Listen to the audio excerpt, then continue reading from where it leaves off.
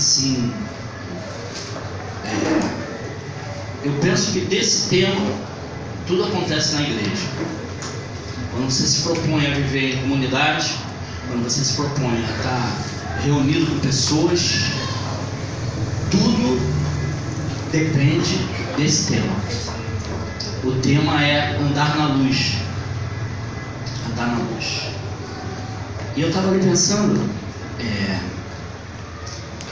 num versículo que eu nem incluí ele aqui, eu pensei nele ali agora, que diz, e eu queria que vocês segurassem esse versículo de vocês, que diz que de tudo que tem que guardar, guarde o teu coração, porque dele vem a saída da vida. Então, para você andar na luz, você vai ter que estar guardando o teu coração, tá? Por quê? Vocês vão saber daqui a pouco, né? Fala alguma coisa. Tem que dividir com ela, senão ela não fala. Não porque ela não fala, é porque eu não deixo. Tema, né, como o Paulo falou, é andar na luz, né? E orando e meditando, né, nesse tema, lendo, né, a apostila, vendo a pregação, né, do Marcos no YouTube, né, que ele tem uma pregação que ele fala sobre esse tema. E eu comecei a pensar, né, que o Evangelho do Reino, ele exige movimento, né? Ele exige um movimento profético nas nossas vidas. A gente precisa entender isso, que a gente precisa andar, a gente precisa se movimentar. E quando eu conheci o Senhor, né, a primeira coisa que o Senhor falou comigo foi em relação ao movimento do Evangelho da cruz, que eu precisava negar a mim mesmo, que eu precisava abandonar minha vida de independência e viver uma vida dependente de Deus, que eu precisava renunciar, abandonar a minha vontade, né? E uma das coisas que me marcou muito nesse tempo foi essa questão de andar na luz, né? Porque eu era uma adolescente, né, muito cheia de sofismas mentais, né? E eu vivia escrava do meu próprio intelecto, do meu próprio raciocínio. E quando eu me deparei com o Evangelho do Reino, e eu fui educada na justiça do Senhor, resplandecendo a luz de Deus na minha vida, e eu fui educada na justiça do Senhor, o Senhor começou a me revelar que eu precisava viver uma vida de abandono do eu, que eu precisava me arrepender. Aquilo começou a confrontar a minha mente, né? Porque naquele tempo a minha mente entendia que arrependimento não era uma coisa boa, né? Arrepender-se não era bom, não era legal. E quando eu compreendi que o arrependimento, né, que a cruz de Cristo ia trazer uma transformação, uma mudança na minha vida, e comecei a andar e praticar essas coisas, o Senhor mudou a minha história. Amém. Andar na luz não é para qualquer um. Andar na luz é para quem quer o Evangelho do Reino. Andar na luz é para quem quer vencer e negar-se a si mesmo, como o Carlos falou.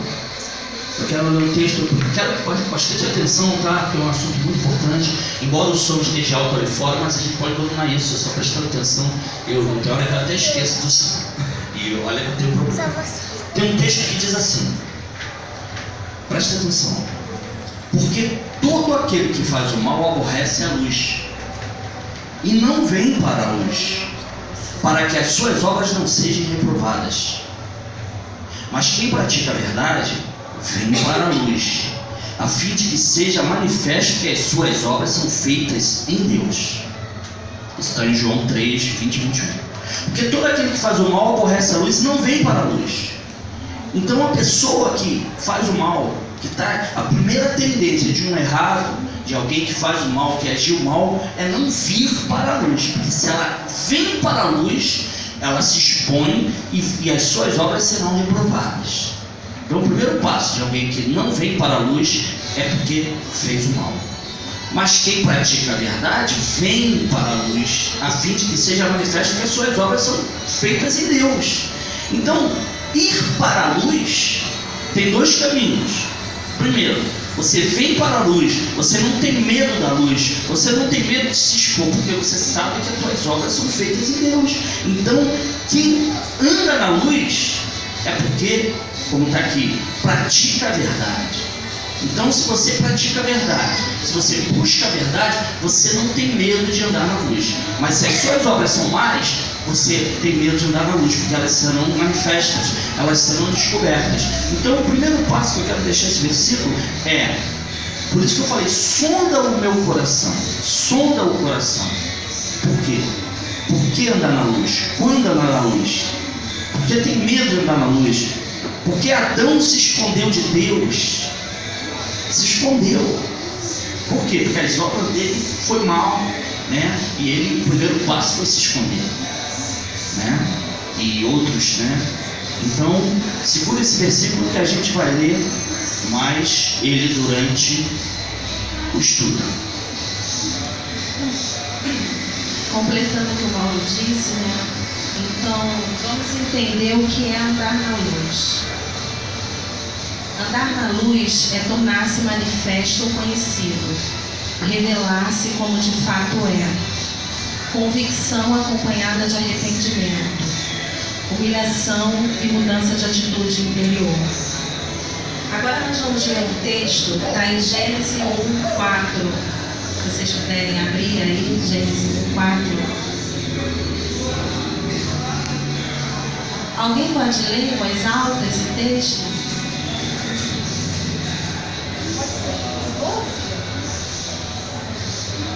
Versão moderna? Pode ser a versão moderna? Então, assim, 1:4, né, Pedro? Deus viu que a luz era boa e separou da escuridão. Então, e viu Deus que a luz era boa, e fez separação entre a luz e as trevas, separou da escuridão. Então, o que a gente vê? Que logo em Gênesis, o primeiro recurso que Deus usa, né? Que Deus se utiliza para transformar o caos que era a terra, né? É a luz, né? É o primeiro recurso que Deus utiliza, porque a terra era sem forma e vazia, estava um caos. Então, pensando sobre isso, sobre luz e sobre trevas, eu busquei, né, no dicionário o significado de luz e de trevas e me deparei com algo muito forte e significativo. Olhem só, luz representa aquilo que está claro, luminoso, evidente, exposto, transparente, aquilo que vem de uma fonte resplandecente. Aí eu me lembrei do seguinte texto, que fala assim, está em Mateus 15, versículo 5. Quem puder acompanhar na sua Bíblia, né? Não se acende uma candeia para colocá-la sobre o alqueire, mas a se coloca sobre um candeeiro, a fim de que ela clareie todos os que estão na casa. Eu fiquei pensando, né, no que Jesus disse sobre a importância da luz, que a luz, se eu pego um lampião, eu jamais vou colocá-lo debaixo de uma mesa, né, debaixo de um lugar escondido, no alqueire, como o texto está falando, mas eu vou colocá-lo onde? Em um lugar alto, né, no candeeiro, para que todo aquele ambiente seja iluminado, né? E aí eu me lembrei, né, que a palavra fala que nós somos a luz do mundo, né? E a palavra também diz que Jesus é a luz do mundo, é isso que também diz isso. Então, eu fiquei pensando que nós precisamos entender que se somos filhos da luz, nós temos que andar permitindo ser iluminado, permitindo resplandecer essa luz.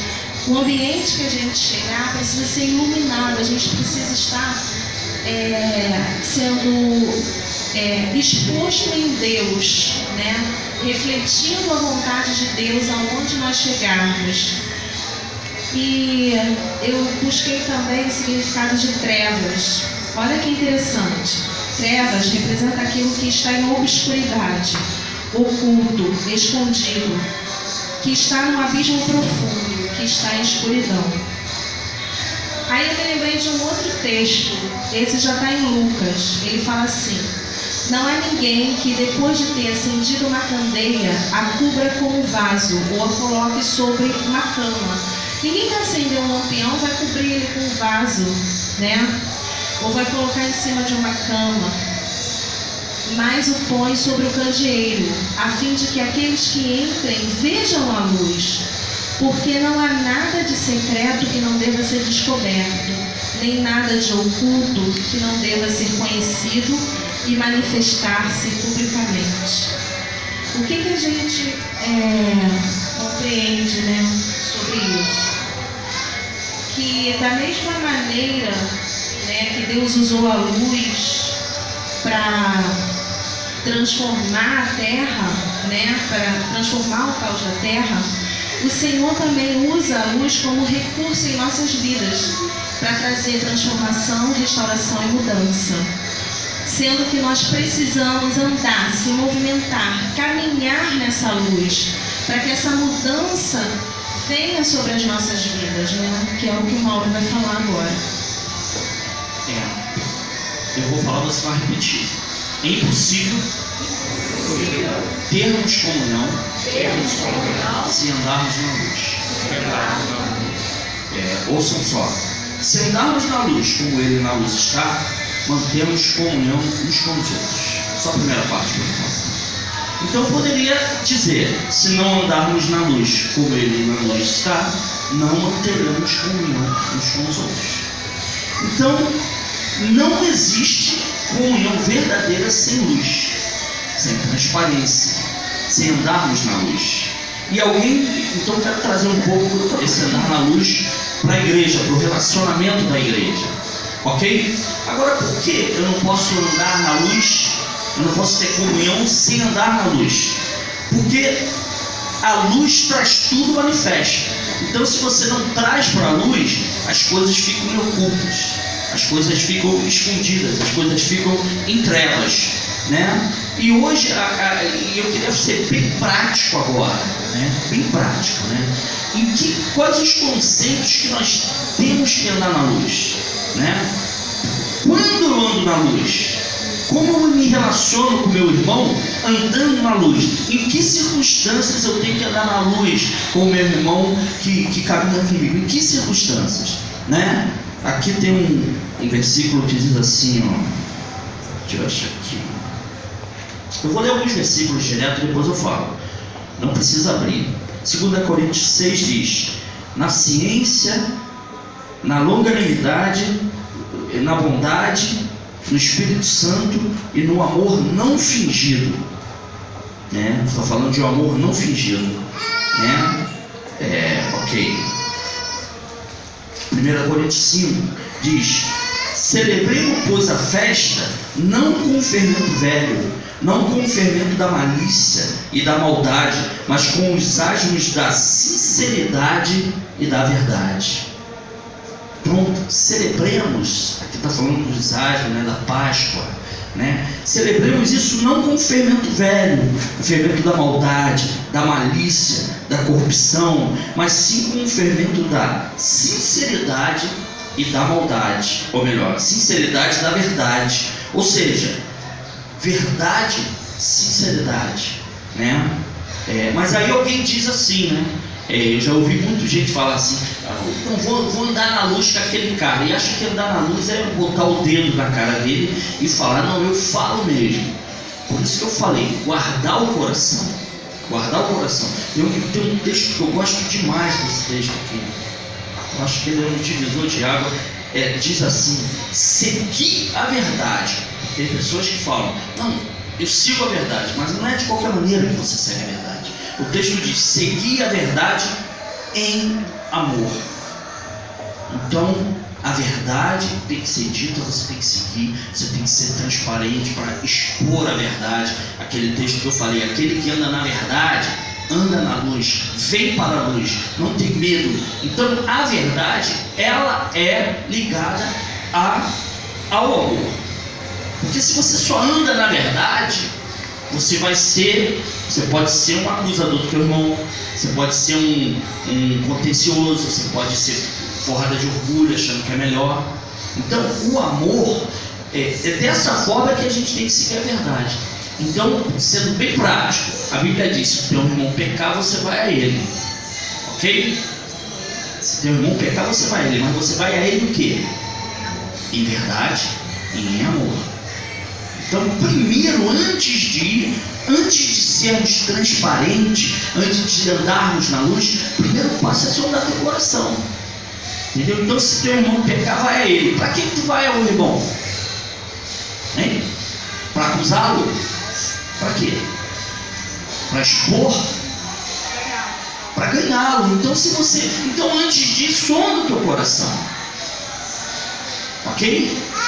Você tem que andar na luz? Tem. Seguir a verdade em amor. Ok? E cresçamos em tudo naquele que é o cabeça, Cristo. Então a verdade tem seguida, mas em amor. Eu vou repetir aquele texto e vou passar para cá mais uma vez. Porque todo que faz o mal aborrece a luz e não vem para a luz, para que as suas obras não sejam reprovadas. Mas quem pratica a verdade vem para a luz. Aí você sonda o teu coração. Se você sondar o teu coração e tem que esconder, a minha vida é luz. Você pode ir na minha casa, que a minha vida é luz, eu não tenho nada que esconder. Eu sou o que sou, eu ando na verdade. Então você não tem medo de se expor, e por causa disso você vem para a luz. Você não tem medo de expor a sua vida, você não tem medo de ser verdadeiro. Por quê? Porque você sonda o teu coração e sabe: pô, cara, mas aquele que pratica a verdade vem para a luz. Interessante que fala que ele mesmo vai para a luz. E o que não pratica, aquele que faz o mal, aborrece a luz e não vem para a luz. Então é uma questão de você sondar a si mesmo, né? Sondar a si mesmo. Eu tenho alguma razão para não andar na luz? Eu tenho alguma razão para não viver na luz com os meus irmãos? O que eu escondo? Qual é o meu medo? O que eu tenho? Isso é que tem que sondar, é eu o meu coração e você o teu coração, para ver se a gente vai poder estar na luz ou não. Porque se você chegar à conclusão que não pode andar na luz, então você desiste, você não vai ter comunhão. Você não vai ter comunhão, porque quando você vem para a luz, tudo é manifesto, a luz manifesta tudo. A luz vai manifestar o seu caráter, os seus defeitos, né? As suas virtudes. As trevas não, as trevas escondem tudo. Então tem pessoas que andam nas trevas, né? Oculto nas trevas, né? Elas não se expõem, ela não. Tem até uma musiquinha que eu ouvi na melodia, essa musiquinha doida, mas interessante. O menino cantando e: mãe, eu quero morar na igreja, né? Você já conhece essa história, né? Porque na igreja o papai é assim, assim, assim. Mãe, eu quero morar na igreja, porque Deus, eu quero morar na igreja. Falando para Deus que. Você está entendendo? Então isso é trevas. Isso é trevas. Então se expor é coisa de quem anda na verdade. Ela não tem medo de se expor. Mas aí você vai me perguntar: pô, mas o cara não tem defeito? Tem, mas ele não tem medo, porque ele é aberto a ser corrigido, né? Ele é aberto a ser repreendido. Ele é aberto, ele não tem medo, cara. Ele segue a verdade, ele está na luz, não interessa, a luz manifesta quem ele é, entendeu? Alguém pode ler Isaías 30, 26? E o outro lê João 1,5. Isaías 30, 26, João 1,5, voz alta.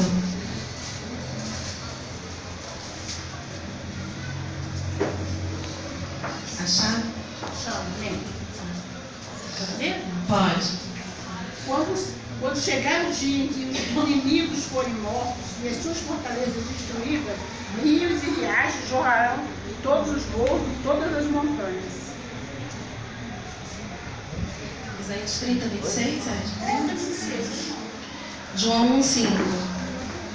Tradução bem diferente. João 1,5.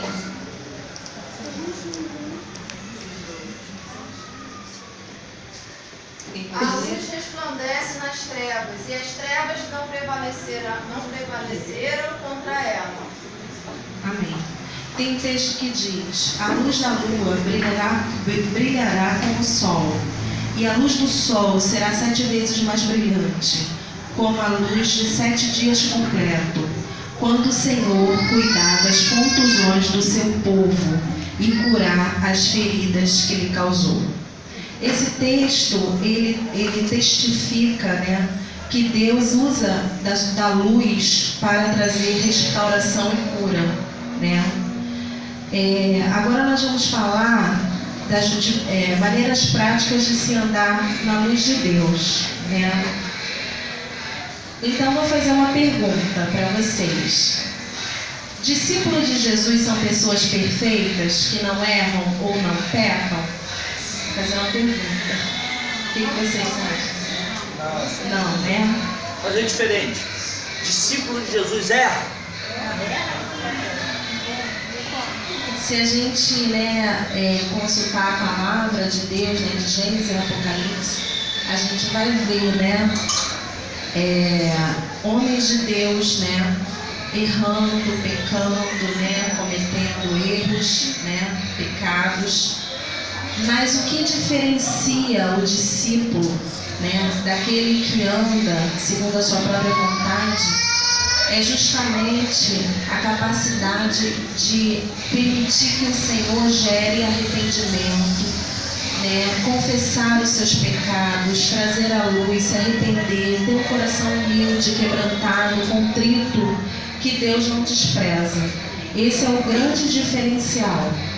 Agora eu vou ler, porque as traduções estão tão diferentes, eu vou ler, mas vocês podem acompanhar, né? Provérbios 28, 13. O que encobre as suas transgressões jamais prosperará, mas o que as confessa e a deixa alcançará misericórdia. Esse texto, né, ele vai falar sobre pecado oculto, né? Que aquele que encobre o seu pecado, que encobre as suas transgressões, não vai prosperar, né? Mas se você confessar, o Senhor dará misericórdia. O que seria pecado oculto? Alguém pode me dizer o que é pecado oculto? Alguém tem ideia do que seria isso? Poderia falar? Oi? É um pecado que está escondido, é uma iniquidade, algo que você fez de errado que está escondido. É quando alguém peca contra os princípios de Deus e esconde. Essa pessoa passa a andar então em trevas, ou seja, em profundezas ocultas de escuridão. João 3,20 diz que quem pratica o mal odeia a luz e não se aproxima da luz, temendo que as suas obras sejam manifestas, que foi o que o Mauro falou, né? Quem anda em trevas teme a luz, se afasta da luz, né? Mas tudo o que é exposto pela luz torna-se visível, pois a luz torna visíveis todas as coisas. Já em Efésios 5:13, né? Agora eu queria compartilhar com vocês sobre Davi e Natan, está em 2 Samuel 12, né? Esse texto, porque é um texto que na apostila, né, vai falar do pecado de Acã, né, vai falar sobre o pecado de Ananias e Safira, só que vai ficar muito extensivo, então eu escolhi Davi e Natan porque fala justamente, vai incluir tudo, vai incluir pecado oculto, né, vai incluir confissão, vai incluir arrependimento.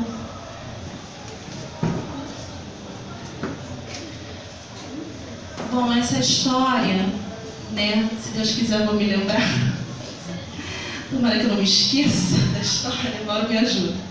Essa história conta que Davi, né, é o rei de Israel, né, e ele comete um pecado terrível, né, nesse tempo ele já conhecia o Senhor, já era rei, e ele comete um pecado terrível, né, que ele deseja, né, Betseba, que é a mulher de Urias, e ele a deseja tanto que ele, o que ele faz? Ele manda matar Urias, né? Escreve uma carta, né? Isso, e pro chefe, né? Soldado, alguma coisa assim, general, e manda matar Urias. E aí, quando Davi tá lá, tranquilão, achando que tá tudo bem, né? Já tá lá com Betseba, todo tranquilo, achando que não tem nada demais, não tá acontecendo nada, né? Claro, ele era o rei de Israel, o ungido do Senhor, nada vai acontecer com ele, né?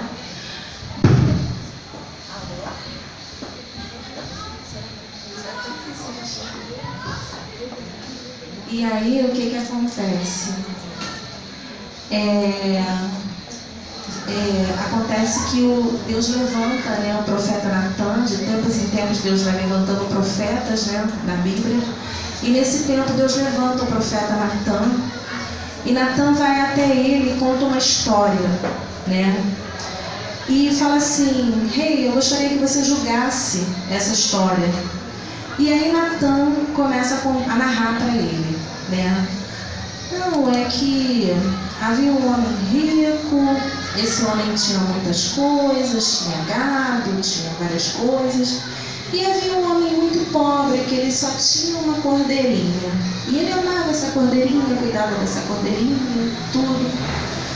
E aí chega um estrangeiro, um visitante na cidade, e o homem rico, né, oferece um banquete para esse estrangeiro.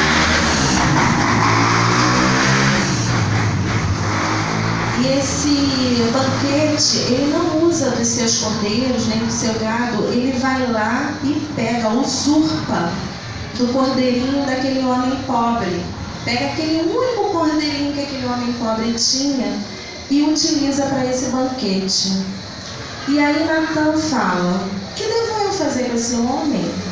Porque os profetas, né, juntamente com o rei, julgavam as causas da justiça naquele tempo. Então Davi se levanta e diz: esse homem é digno de morte. Esse homem é digno de morte, ele tem que morrer. E aí o profeta Natan diz: esse homem é você. E aí ele toma aquele impacto, né? Aí ele fala assim, porque aí revela o pecado dele que estava oculto, que ele estava tentando esconder. Porque você praticou o pecado de ter desejado a mulher de Urias, você matou Urias, e por isso o Senhor vai trazer consequências, né, na sua vida. E nesse momento, né, Davi tinha um coração muito contrito, muito arrependido. Então na hora ele se arrepende, pede perdão ao Senhor. E nesse momento Natan fala: por causa disso tu viverás. Mas ele também diz que ele continua, que mesmo assim ele terá consequências.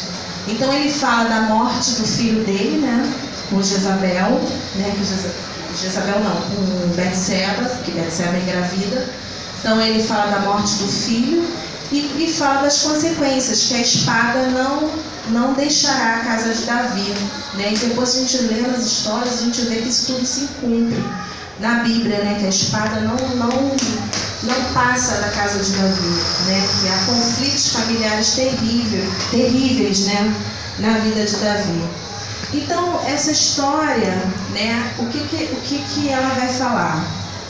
Ela vai falar, né, que Davi oculta o seu pecado achando que estava tranquilo. Ela também vai falar que de repente o profeta Natan vem e denuncia o pecado de Davi. Ela também diz que Davi se arrepende rapidamente pedindo perdão a Deus. E também diz que a vida de Davi é preservada por causa disso.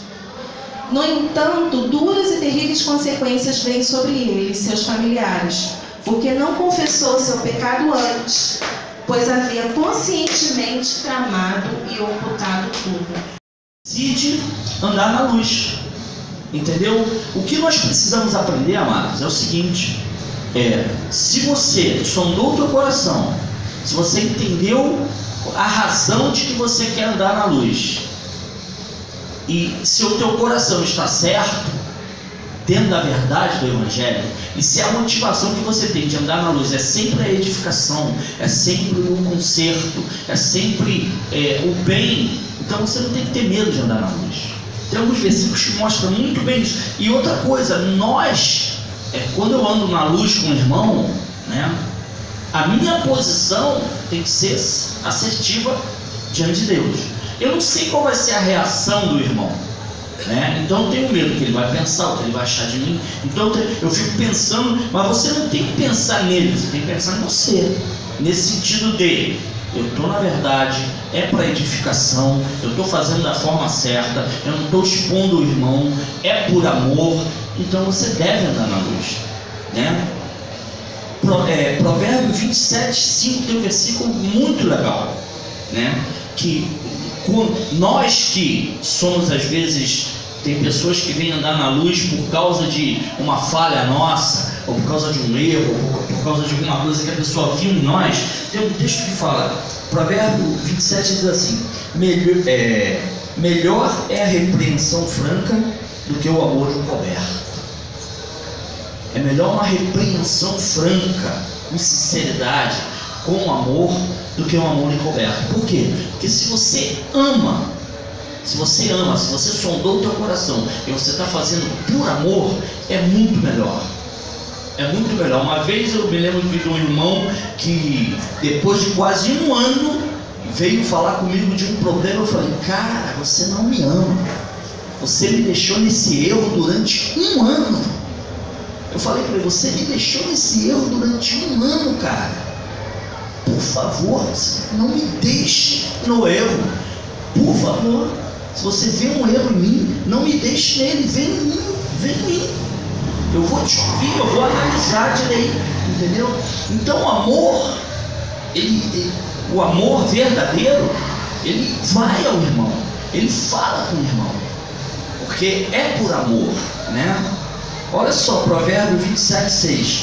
Presta atenção no que eu vou ler. Leais são as feridas feitas por quem ama, mas os beijos de quem odeia são enganosos. Leais são as feridas feitas por aquele que ama. Então, quando você ama, ferida no sentido de correção, falar a verdade em amor, né? O irmão teve um erro, então você vai lá em amor. São leais, aprenda a receber isso. Aprenda a receber. Se vier a você alguém que vai falar a verdade, você conhece a verdade, vai doer. Por isso que fala, aliás, são as feridas, porque machuca, não é fácil, não é, muitas vezes não é fácil. Já pensou que foi? Será que foi fácil para Pedro chegar e ouvir de Jesus: arreda-te de mim, Satanás? Será que foi fácil para Pedro? Achou que estava cheio de zelo, de repente estava querendo um elogio. Pô, Pedrão, só você que me ama mesmo, me protegendo. Mas aquela dureza de Jesus foi leal, foi por amor. Foi por amor. Pedro, não vou contigo até. Pedro, fala sério, cara, tu vai me negar 3 vezes. Leal, aquilo foi lealdade. Foi lealdade. Entendeu? Então, tanto aquele que vai quanto aquele que recebe tem que ter um coração maleável, né? Entenda que leais são a ferida feita por aquele que ama. E como é que tu vai saber se o cara ama? Como é que tu vai saber? Alguém vem a mim e fala do meu erro, de uma falha. Como é que eu vou identificar que esse cara não está vindo para me acusar, vindo para apontar o dedo? Como é que eu identifico isso? Para eu saber que é leal. Por 2 caminhos que a gente tem que seguir. Primeiro, é verdade? Ele está falando verdade? Ele provou que é uma verdade, que você errou, que você está no erro. Então, se você entendeu o que é verdade, você já tem que receber. Entendeu? E outra coisa, a forma que você fala. Existe uma coisa diferente da outra.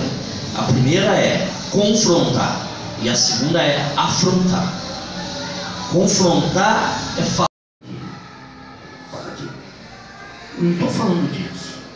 Às vezes é com dureza, mas até o amor se manifesta com dureza muitas vezes.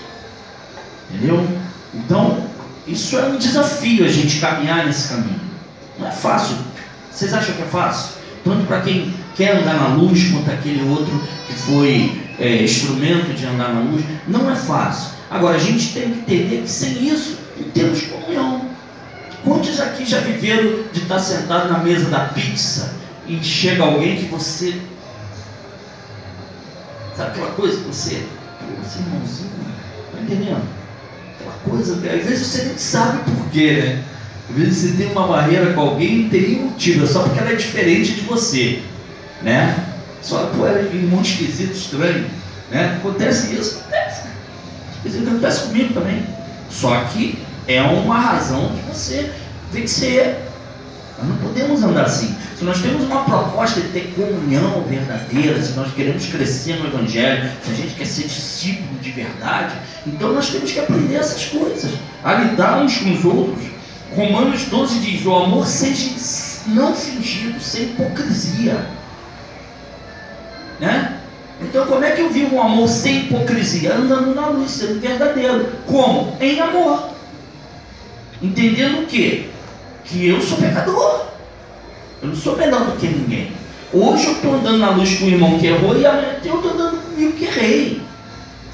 E nesse andar na luz, a igreja vai se edificando, a igreja vai se fortalecendo, a igreja vai amadurecendo, né? Amém? Tivemos um glória a Deus. Amém. O 2, alguém tem mais um glória a Deus? Glória a Deus. Amém, glória a Deus. E é verdade, gente. É um desafio? É. É fácil? Não. Agora precisa de um ponto decisivo. Primeiro ponto: eu quero ser um discípulo. Eu quero ser alguém que quer andar na luz, que quer fazer a vontade de Deus, né? Eu quero ser essa pessoa. Não sou ainda, mas quero. Então eu preciso aprendendo um com os outros. Então como é que você aprende, gente? Vou falar isso e vou dar mais uma rebatida aqui para cá. Como é que eu aprendo isso? Primeiro, vamos ser bem prático. Se alguém vier a você, por alguma razão, abra o teu coração para ouvi-la. Abra o teu coração para ouvi-la. Não rejeite. Tenha espírito de mansidão, tardio para falar, né? Tardio para se irar. Ouvi-la. Eu sempre digo para vocês e vou repetir para vocês. Por favor, viu um erro em mim? Não me deixe nele. Eu prometo uma coisa. Isso eu prometo.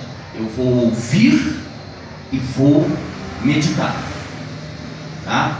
Se for algo bíblico, a verdade, nada pode contra a verdade, senão a verdade. Mas se for algo que tu viu que eu não estou vendo, eu prometo, assumo um compromisso com vocês. Tá bom, querida?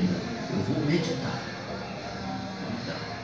Vou meditar caso eu não veja daquela forma, naquele momento.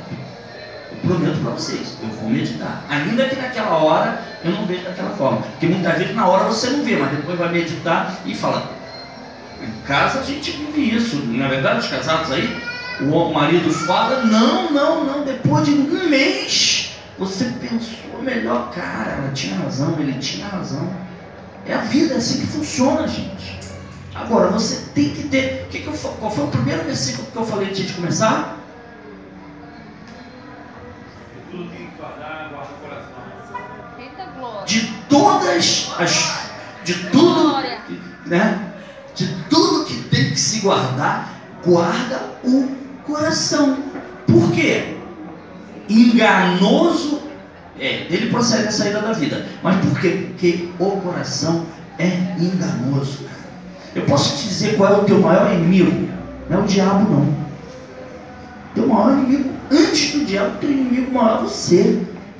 Né? Porque, por exemplo, quando a Bíblia fala que você tem que matar a tua natureza, não está falando para Deus, está falando fazer morrer a vossa natureza. Então a natureza que está dentro de você e dentro de mim é má, enganosa, coração enganoso. Pedro, né, cara, cheio de boa vontade, achando que estava abafando. Eu vou contigo, vai nada, vai me negar. Senhor, não, você não vai morrer, arreda de mim, Satanás. Está pensando que Pedro estava com hipocrisia? Não, estava sendo sincero. Só que coração enganoso, pensando que ele não achava que ia morrer por Jesus. Foi sincero, gente. Só que enganoso o coração. Quantas vezes você foi sincero com o Senhor, de sinceridade, achando que ia ser fiel, e se enganou e teu coração te traiu? Ou é só eu? É assim que funciona. Então, guarda, por favor, o coração. Tanto se você for a um irmão, eu quero andar na luz com o irmão, pensa alguns minutos, algumas horas, alguns dias, o tempo necessário, sonda o teu coração. Se for por amor, se for para abençoar o irmão, se ele tiver um erro, se for porque você não quer tirar proveito disso, se for porque você está fora disso, a minha motivação é uma só: fazer o meu irmão crescer. Se for essa motivação, ande na luz, ainda que ele não te receba. A Bíblia diz que o meu pecado é ele. Se ele te ouvir, ganhou o teu irmão. Mas você anda na luz, é um alívio andar na luz. Entendeu? E outro conselho que eu dou para quem, se alguém vem andar na luz com você, o que você tem que falar? Guarda o teu coração. Não se precipite em julgar as motivações da pessoa que está vindo andar na luz com você. Não se precipite. Tá? Tem pessoas que às vezes não sabem falar, tem que aprender. É o jeito dela que tem que ser lapidado. Ela é grossa por natureza, então ela não consegue, ainda não aprendeu a ir lá da forma que o Antônio viria de repente. Se bem que o Antônio era pauleiro também, né? Mas tem gente que é mais suave, é o jeito dele, né? E tem gente que... Então nós precisamos aprender isso. Agora, o ponto inicial é sondar o coração, guardar o coração e ver se é para edificar o irmão, se não é para expor, se não é para condenar, se não é para se vingar. O irmão fala, já viu? O irmão corrige todo mundo, vacilou, vamos cair em cima dele. Oh, pelo amor de Deus. Em relação a isso, né, que eu estava falando, né, é muito importante quando a gente acontece algo, né, em relação ao nosso irmão, né, porque a Bíblia fala que se você ama a Deus, se você não ama o teu irmão que você vê, como você pode amar a Deus, não é isso? Então, assim, uma coisa muito importante sobre isso, que eu procuro me disciplinar, né? Às vezes é muito difícil, porque às vezes a gente começa a especular um monte de coisa, a gente começa a julgar no nosso coração. Mas todas as vezes que eu pratiquei isso, que eu vou falar para vocês agora, né? O Senhor mudou a história de uma maneira assim tão tremenda que eu fiquei assim, meu Deus, até constrangida, né? Porque muitas vezes a gente pensa coisas, né? E de repente não é nada daquilo. Então, na verdade, a única maneira que nós temos, né, de que a verdade seja revelada, não tem outro jeito. É você ir até o seu irmão, né? Trazer à luz em amor aquilo que está no teu coração. Se você achou que o irmão não está gostando de você, ou que o irmão falou grosso com você, ou sei lá o que, você tem que ir até ele, né?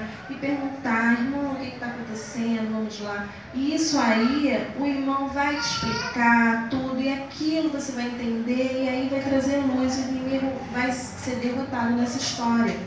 Porque é assim que Satanás atua nas trevas.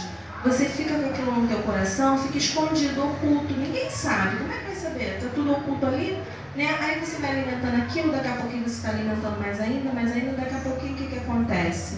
Aquilo ali se torna uma cadeia de trevas, um aprisionamento, daqui a pouquinho você está chateado com o irmão, daqui a pouquinho você está entristecido com o irmão. E isso aí vai afetando o que? A sua santidade, vai afetando o amor de Deus na tua vida, vai afetando o Espírito Santo que habita em você, você vai ficando entristecido e aquilo dali só vai te matar espiritualmente. E o irmão, coitado, não está sabendo nem de nada, né? Às vezes o irmão não está nem sabendo que tu está assim, você, por quê? Porque você não traz a luz, né? Então, tu tem uma experiência sobre isso. Há muitos anos, no lugar que eu tinha um irmão, né, que se relacionava bem comigo. A esposa dele atuava na área da música também. Ele era missionário, assim, viajava eles, né? Normalmente, um dia ele chegou, ele só não me bateu. Do nada, ele falou coisas absurdas, falou que eu era até a palavra desgraçado ele usou. Do nada, falou, não aparece mais na minha frente. Cara, não deu nem para falar. Eu falei, meu Deus do céu. Ele não disse que era. Depois de um mês, ele foi para Boca do Acre. Boca do Acre. Amazonas. Boca do Acre. Sabe quanto tempo ele ficou em Boca do Acre? 4, 5 anos em Boca do Acre. Eu fiquei muito tempo com aquilo, ele não disse o que houve, né? E eu querendo saber, cara. Querendo saber. Depois de muitos anos, eu nem sabia que ele ia voltar. Ele voltou e me procurou. Falou, Mauro, eu quero te pedir perdão. Porque ele não me contou. E eu nem quis saber. Ele falou, quero te pedir perdão pelo aquele dia aqui que eu fiz aquilo tudo. Era tudo mentira. Eu não sei se foi uma fofoca, uma calúnia. Eu não perguntei o que era. Mas o que foi, João? Perguntei, eu não sou desse tipo. Não quis saber. Eu falei, João, olha só. Você levou isso 4 anos. Bastava você me dizer, você fez isso. Eu ia te dizer, cara. Eu ia te dizer, a gente era amigo. Deve ter sido uma coisa muito grave. Ele viu algo que não era verdade. Gente, não tenho a mínima ideia. Mas foi uma coisa assim marcante. A Carla lembrou agora, ela lembrando ali, eu lembrando aqui. Eu só falei para ele, João, isso poderia ter sido resolvido naquele dia. Se você me chama no canto e fala, Mauro, você fez isso, me disseram isso, eu vi isso, eu ia dizer, não, você está errado. Eu fiquei meses meditando, perguntei pessoas, você sabe, eu fazer alguma coisa, pessoas amigas, né? Confessei, até compartilhei isso assim, de forma sutil. Eu tinha bom relacionamento na igreja.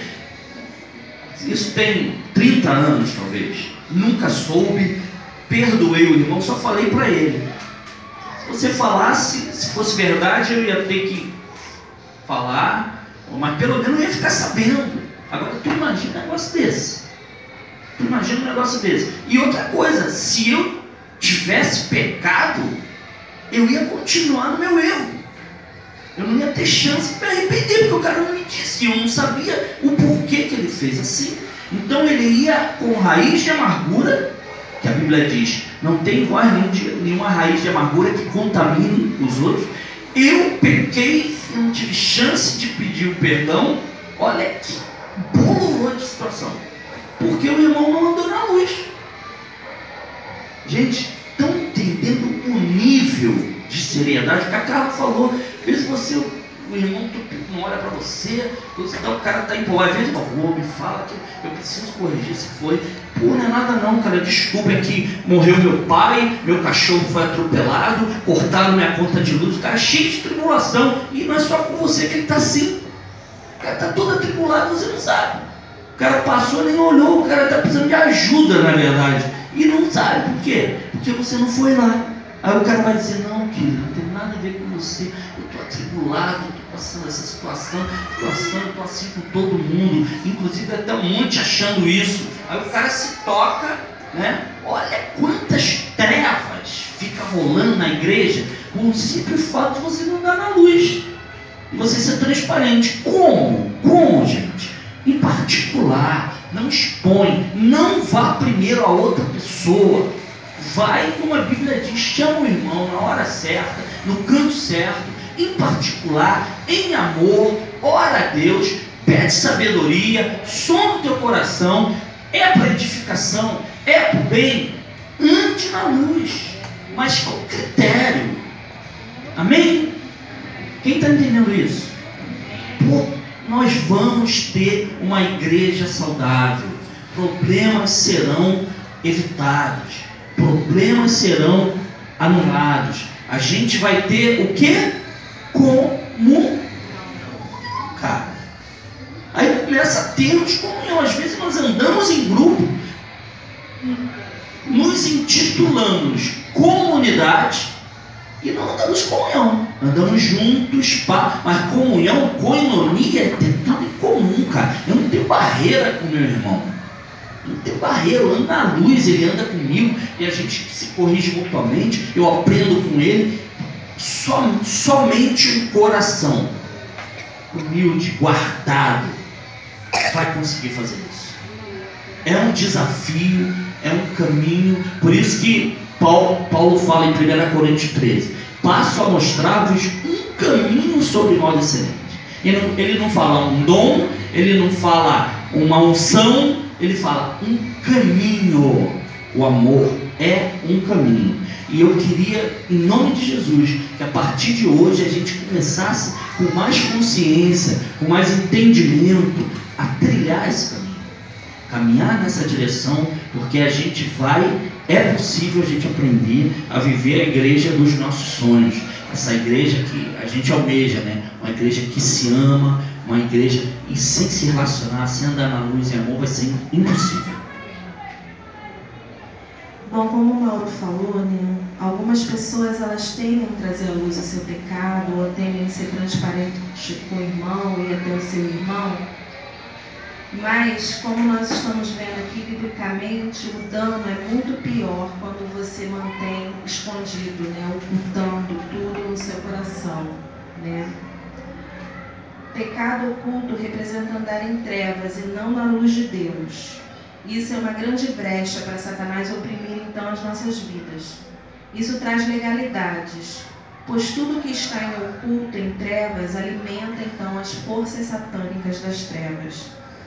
E em relação a isso, é bom a gente estar muito consciente da seriedade e da gravidade dessas coisas, porque relacionamento entre irmãos é algo muito assim, profundo e é algo que Deus preserva muito, porque tem um texto que fala que Deus abomina aquele que semeia contenda entre irmãos, né? Deus abomina, isso é algo assim muito sério. Relacionamento entre irmãos é algo muito sério, é algo onde Satanás atua muito no corpo, na vida da igreja, né? E eu queria falar agora rapidamente sobre as consequências, né, do pecado que está oculto no seu coração, pecado de iniquidade que você traz oculta, né? Ou quando você não confessa para o seu irmão, não traz a luz, não é transparente, não abre o teu coração. Então acontecem acusações satânicas, Satanás começa a acusar a tua mente, acontece sentimento de culpa, isso é terrível, uma opressão maligna satânica. Acontecem também doenças físicas, e isso é comprovado cientificamente que alguns tipos de câncer está relacionado à raiz de amargura, falta de perdão, a coisas ocultas em trevas, né?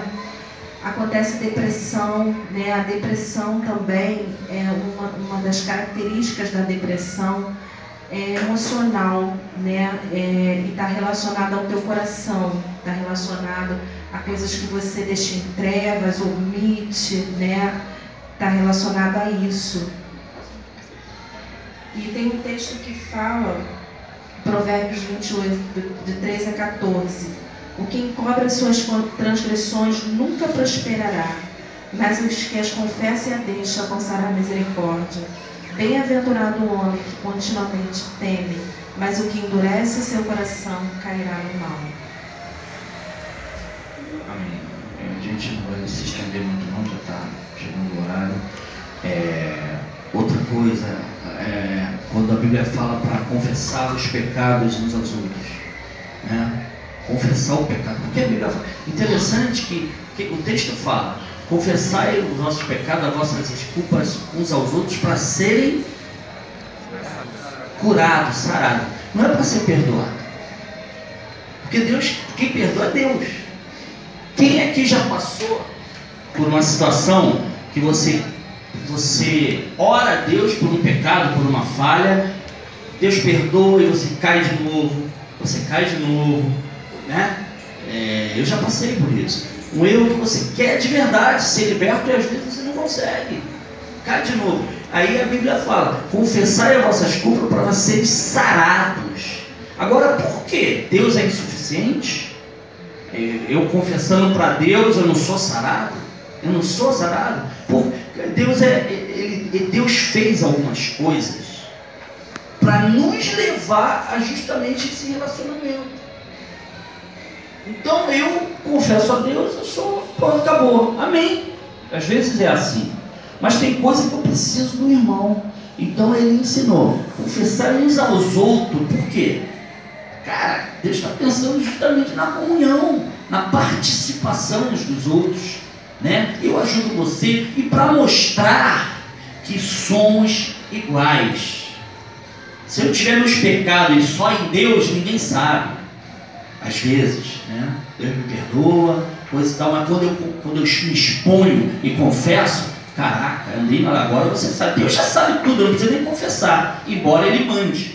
Mas você não sabe, a igreja não sabe, o meu irmãozinho que anda comigo não sabe que eu sou isso. E quando eu confesso, eu sou sarado. Por quê? Eu me exponho, não a Deus que já sabe tudo, mas àquele que não sabia nada, e Ele ora por mim, e a oração do justo é eficaz. Então tem um efeito tremendo, gente.